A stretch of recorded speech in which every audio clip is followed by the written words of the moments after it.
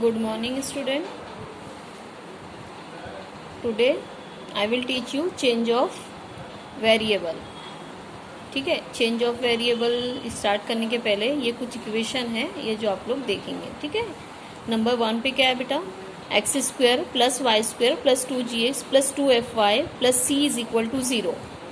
ये सर्कल की इक्वेशन है जिसका सेंटर है minus g minus f, radius है under root of g square plus f square minus c. ठीक है, अब ये सेंटर और रेडियस कैसे फाइंड आउट करना है.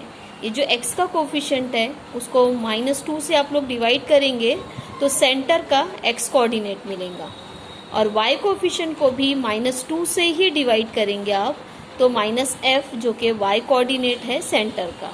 ठीक है, अब रेडियस फाइंड आउट करना है तो रेडियस क्या रहेगा, x कोऑर्डिनेट का स्क्वायर, ठीक है, y कोऑर्डिनेट का स्क्वायर, और ये जो c है वो -c करना है. ठीक है, आपको ये याद रखना है.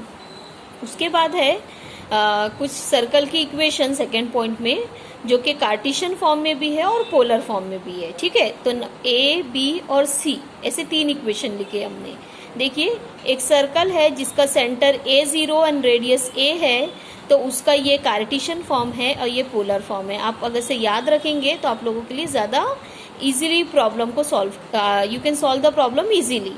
ठीक है, ये क्या है, x square plus y square -2ax is equal to 0. X coordinate है तो -2ax इज इक्वल टू 0 और y कोऑर्डिनेट है तो -2ay इज इक्वल टू 0. ठीक है, पहली बात. दूसरी बात, एक्स एक्सिस पे है तो पोलर फॉर्म में 2a cos थीटा आएगा, y एक्सिस पे सेंटर है तो 2a sin थीटा आएगा. आपको याद रखना है, आप देख लीजिए बेटा कैसे याद रखना है. ठीक है, तीसरी सर्कल है जिसका सेंटर ओरिजिन है एंड रेडियस a है, ये उसका कार्टेशियन फॉर्म है, ये उसका पोलर फॉर्म है. तो आपको ये सभी फॉर्म्स को अच्छे से याद रखना है. ठीक है, देखिए बेटा, अभी चेंज ऑफ वेरिएबल में हमको क्या करना है, कार्टेशियन कोऑर्डिनेट एक्स वाई से पोलर कोऑर्डिनेट आर थीटा में कन्वर्ट करके इवेलुएट करना है डबल इंटीग्रेशन को. ठीक है, तो कार्टेशियन कोऑर्डिनेट से पोलर फॉर्म में आने के लिए x की जगह आता है बेटा r cos थीटा, y की जगह आता है r sin theta, means you have to substitute, और x square plus y square आपको सब्स्टिट्यूट करना रहता है, पड़ता है आर स्क्वायर dx dy होता है, तो वो रहेगा आपका r dr d थीटा. ठीक है, तो देखिए अभी हम लोग प्रॉब्लम को कैसे सॉल्व करते हैं. नंबर 1 क्वेश्चन है, ये आपको लिखना है, evaluate this double integration 0 to under root of 2x minus x square x upon x square plus y square dy dx. आपको by changing into polar coordinate आपको ये इवेलुएट करना है. कार्टेशियन फॉर्म में दिया हुआ है, आपको इसको पोलर फॉर्म में इवेलुएट करना है.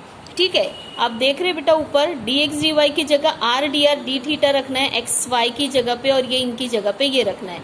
लेकिन ये दोनों जो है बेटा वो x और y की लिमिट है, तो हमको ये जो dx dy है ये r dr d थीटा होगा, मतलब r और थीटा के रिस्पेक्ट में इंटीग्रेट करने के लिए r और थीटा की लिमिट हमको फाइंड आउट करना है, और लिमिट फाइंड आउट करने के लिए हम लोग रीजन बनाएंगे. ठीक है, जैसा हमने change of order of integration में रीजन बनाए थे, बस सेम वैसे ही. तो देखिए हमने यहाँ पे क्वेश्चन को देख के y की लिमिट लिख लिए, ये है y की limit y is equal to 0 और ये है y की limit y is equal to under root. आपको हमने इसके पहले भी बताया, अंडर रूट रहने से हम प्रॉब्लम में कौन सा कर्व है ये इजीली नहीं बता सकते, तो इसके लिए हम लोग इसका स्क्वायर ले लेंगे. तो ये बन जाता है बेटा y square is equal to 2x minus x square. ठीक है, और आप देखिए इस पूरे टर्म्स को हम इधर लाके सीक्वेंस में लिखते हैं. पहले एक्स स्क्वायर लिखेंगे, इधर आएगा, फिर वाई स्क्वायर लिखेंगे, और ये 2x इधर आएगा तो -2x इज इक्वल टू 0. ठीक है, ये आप ध्यान से देखिए बेटा, जो मैंने अभी थोड़ी देर पहले सर्कल बताई हूँ कार्टेशियन और पोलर फॉर्म का, उससे आप कंपेयर करिए x square plus y square -2ax is equal to 0 से, तो इस सर्कल का सेंटर होगा 1 0 और रेडियस होगा 1, रेडियस होगा 1. आप पीछे पहले इसके पहले वाला देख लीजिए, आपको समझ में आ जाएगा. ठीक है, तो इसका सेंटर 1 0 है, रेडियस 1 है, तो ये हमने y के लिमिट लिख लिए. अब x की लिमिट देखिए, x is equal to 0 to x is equal to 2. अब आप थोड़ी देर के बाद देखेंगे कि हम लोग कैसे इसका रीजन ड्रॉ करते हैं. ठीक है, तो देखिए सबसे पहले हमने y इज इक्वल टू 0 बनाए हैं, उसके बाद ये ड्रॉ करना है, ये मतलब पूरा सर्कल है जिसका सेंटर 1 0 है बेटा और रेडियस 1 लेना है। तो ये डिस्टेंस 1 है और ये भी रेडियस 1 का अगर से हम सर्कल बनाएंगे तो ये पॉइंट जब आएगा तो ये पॉइंट के कोऑर्डिनेट 1 and 1 2, 0 बन जाएगा बेटा।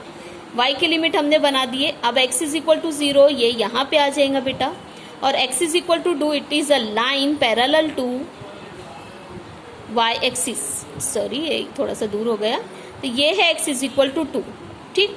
लेकिन ये x इज इक्वल टू 2 हमने बना लिए है, लेकिन ये कहाँ से जाएगा 2, 0 y एक्सिस को कट करेंगे, सॉरी x एक्सिस को 2, 0 पे कट करेंगे, इसलिए हमने यहाँ से ये लाइन ड्रॉ की है। अब हमें डिसाइड करना है कि कौन सा रीजन है, तो हमको सबसे पहले कांस्टेंट लिमिट को देखना है। x is equal to 0 to x is equal to 2, ये है x इज इक्वल टू 0, ये है x इज इक्वल टू 2, तो हमारा रीजन सिर्फ और सिर्फ ये दो लाइन के अंदर है। चलिए आगे बढ़ते हैं, y इज इक्वल टू 0, ठीक है। तो y इज इक्वल टू 0 ये दो लाइन के अंदर आप डार्क करेंगे, जैसा हम change of order of integration में डार्क करते थे, ये दोनों लाइन के अंदर सिर्फ इतना ही आएगा, ठीक है। ये y इज इक्वल टू 0 को आप डार्क नहीं करेंगे बिकॉज ये लिमिट के बाहर हो रहा है। y is equal to under root of 2x minus x square, ये क्या है बेटा, ये आपका सर्कल है और सर्कल का सेंटर 1 0 है, रेडियस 1 है। अब आप देखिए बेटा यहाँ पे y is equal to plus under root है, इसलिए ये वाला सर्कल का पोर्शन आएगा और यहाँ पे हमारा अगर से ये वाला पोर्शन लेना रहता हमें तो यहाँ माइनस होता, तो हमें क्योंकि प्लस अंडर रूट है इसलिए हम सर्कल का सिर्फ यही वाला आधा पोर्शन लेंगे। तो आप देख लीजिए हमने जो डार्क किए हैं वो ये वाला सर्कल का रीजन ऑफ इंटीग्रेशन हमारा होगा, ठीक है। तो आप चाहें तो हमने एक काम किए, सर्कल की इक्वेशन नहीं लिखी है तो हम इसको लिख लेते हैं अभी पोलर फॉर्म में। r is equal to, polar form में क्यों लिख रहे हैं हम, क्योंकि क्वेश्चन को हमको पोलर कोऑर्डिनेट में इवेलुएट करना है, ठीक है। r is equal to 2 cos theta होंगी, इस टाइप की अगर से इक्वेशन है तो ये होंगी। अब पीछे पेज टर्न करके देख लीजिए, पीछे हमारा a है, यहाँ a हमारा 1 है, तो ये होगा r is equal to 2 cos theta. हमारा रीजन पूरा कंप्लीट हो गया। हम पोलर कोऑर्डिनेट में है तो हम ये देख लेते हैं कि यहाँ पे से, चलिए वो बाद में बता देंगे। हाँ, अब हम कार्टेशियन फॉर्म से पोलर कोऑर्डिनेट में आ रहे हैं तो ये चीजें हम x is equal to r cos theta, y is equal to r sine theta, x square plus y square is equal to r square, dx dy is equal to r d r d theta substitute करेंगे। इसके बारे में बताते हैं हम कैसे करेंगे, ठीक है।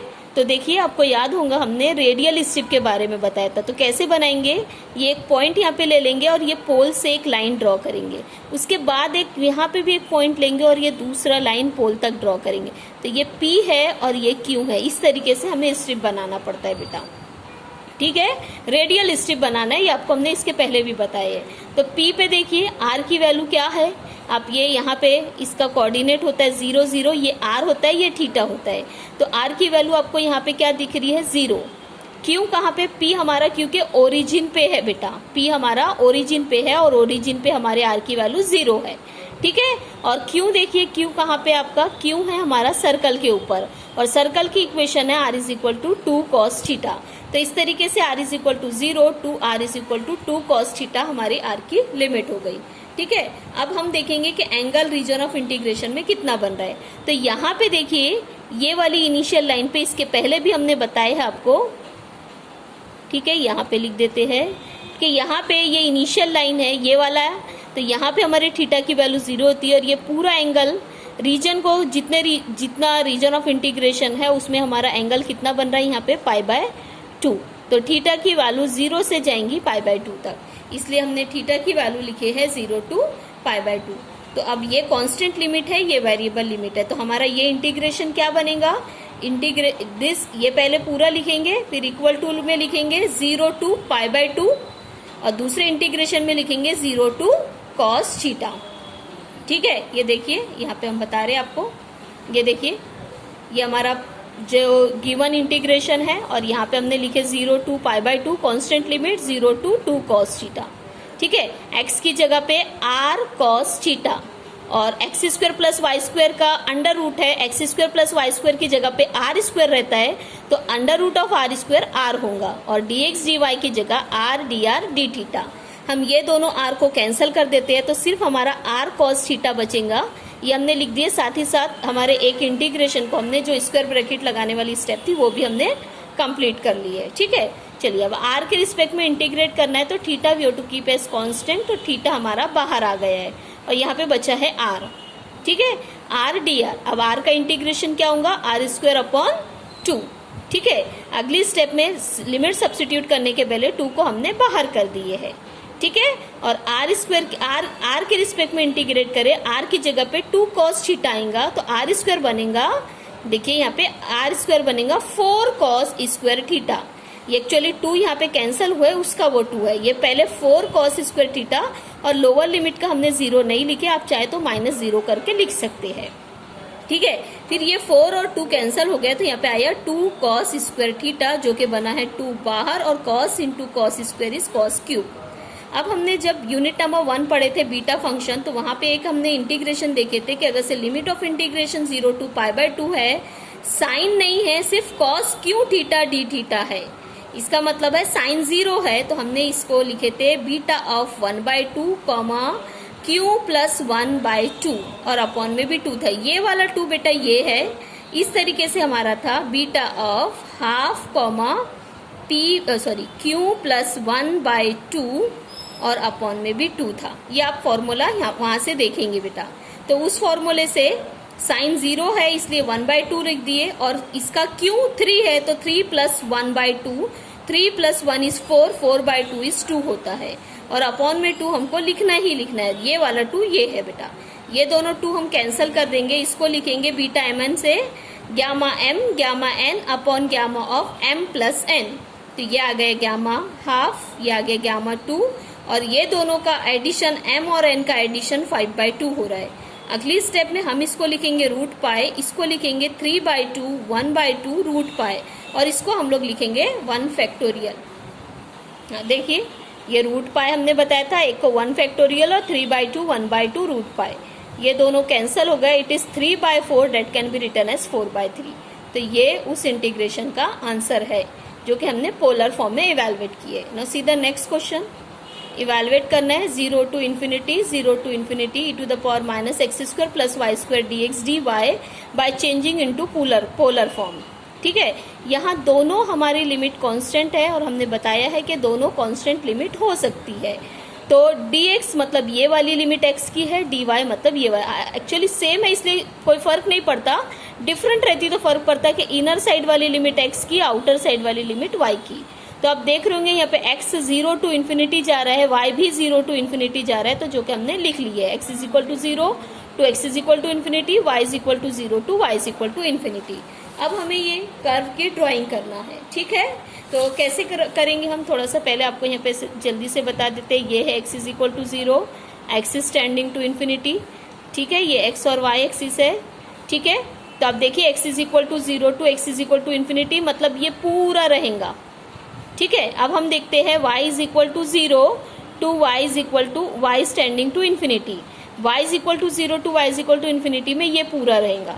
अब देखिए x is equal to 0 to infinity में ये पूरा, ये दोनों क्वाड्रेंट, और y is equal to 0 to y is equal to infinity में ये दोनों क्वाड्रेंट। तो कॉमन कौन सा है, मतलब ये वाला है। तो ये हमारा फर्स्ट क्वाड्रेंट, हमारा रीजन ऑफ इंटीग्रेशन आएगा। ठीक है, x की लिमिट 0 to इन्फिनिटी जा रही है तो ये वाला, और y is equal to 0 to infinity मतलब सिर्फ यही वाला। तो ये हमारा रीजन ऑफ इंटीग्रेशन है। ठीक है, अब इस रीजन ऑफ इंटीग्रेशन में हमें r और थीटा की लिमिट फाइंड आउट करना है। ठीक है, तो हम लोग क्या करेंगे, यहाँ पे पूरा ही फर्स्ट क्वाड्रेंट है तो एक पॉइंट लेंगे और उस पोल से एक लाइन ड्रॉ करेंगे, फिर दूसरा उसके बाजू लेंगे और पोल से लाइन ड्रॉ करेंगे। ये p हो जाएगा, ये q हो जाएगा। तो आप देखिए p पे आपकी r की वैल्यू क्या है और q पे क्या है। तो आप सब देख सकते हैं p पे r की वैल्यू 0 है, q कहाँ है, it is tending to infinity. तो r varies from 0 to infinity. और अब यहाँ पे से जितना भी रीजन है उसमें देखिए एंगल कितना बन रहा है, यहाँ पे थीटा इज इक्वल टू 0 और यहाँ पे थीटा इज इक्वल टू π/2। तो theta will take value 0 and π/2। तो ये है हमारा r एंड थीटा के इसमें पूरा एक्सप्लेनेशन। ठीक है, तो ये हमने लिमिट लिख के रखे हैं 0 to इन्फिनिटी एंड 0 to π/2। अब ये यहाँ पे हम लोग सब्स्टिट्यूशन करेंगे। ठीक है, तो यहाँ पे सब्स्टिट्यूशन कैसा होगा, देखिए इट इज इक्वल टू हो जाएगा 0 to, हम पहले थीटा की लिमिट लिख लेंगे π/2 और इसको हम लोग लिख लेंगे 0 to इन्फिनिटी। ठीक है, अब यहाँ पे आएंगे e to the power minus, ये बन जाएगा r स्क्वायर, ये बनेगा आर डी थीटा। अगली स्टेप में हम लोग यहाँ पे स्क्वायर ब्रैकेट डाल देंगे। तो देखिए हमने कैसे स्क्वायर ब्रैकेट डाले हैं। चलिए ये देखिए, ये हमने लिखे और यहाँ पे हमने स्क्वायर ब्रैकेट डाल दिए। ठीक, अब हमें कौन सा फॉर्मूला अप्लाई करना है, ये वाला तो नहीं, कि अगर से e की पावर में एक f function f of x है और उसका डिफरेंशिएशन एग्जिस्ट करता है, तो हम लोग इंटीग्रेशन लिख सकते हैं e to the power function.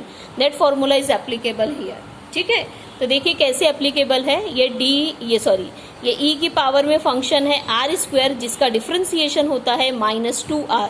तो हमें यहाँ r ऑलरेडी है, -2 से we can divide and multiply. तो यहाँ पे हमने -2 से मल्टीप्लाई करे और इधर हमने अगली स्टेप में डिवाइड कर दिए।